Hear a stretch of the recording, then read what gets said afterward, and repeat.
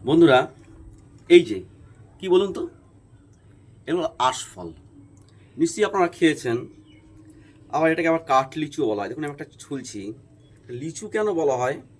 ঠিক লিচুর মতনই, তবে এর না একটা ঔষধি গুণ আছে, বিশেষ করে যারা অ্যালার্জিতে ভোগে।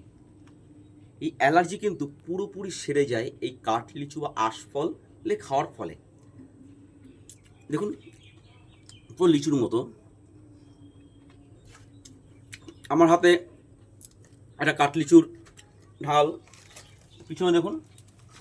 আমি একটু দেখাতে বলবো। তবে একে আশফল বলার কারণ কি জানেন? যেহেতু এটা ভিজে গেছে, যদি আপনি সুন্দর পরিষ্কার করে দেখেন, আমি একটু দেখাতে বলবো। মাছের গায়ে যেমন একটা আঁশ আঁশ একটা থাকে, দেখেছেন? ঠিক এই ফলের গায়েও একটা আঁশ আঁশ দেখতে পাবেন। আর বীজগুলো দেখুন, ঠিক লিচুর মতন, এবং উপর রঙটা কাঠের মতো হওয়ায় এ কাঠ লিচু বলা হয়। আর লিচুর মতো বীজটা দেখেছেন? তাহলে এই হচ্ছে আমাদের কাছে কাঠ লিচু, খুব বিশেষ উপকারী।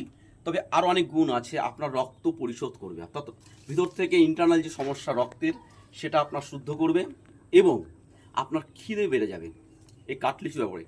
আর আপনার শরীর শীতল থাকবে। এটা খেয়েছেন কি কখনো? নিশ্চয়ই খেয়েছেন। বাজারে কিনতে পাওয়া যায়। এই দেখুন আমার পিছনে আমি আর একটা ডাল ভেঙে নিচ্ছি। এই দেখুন।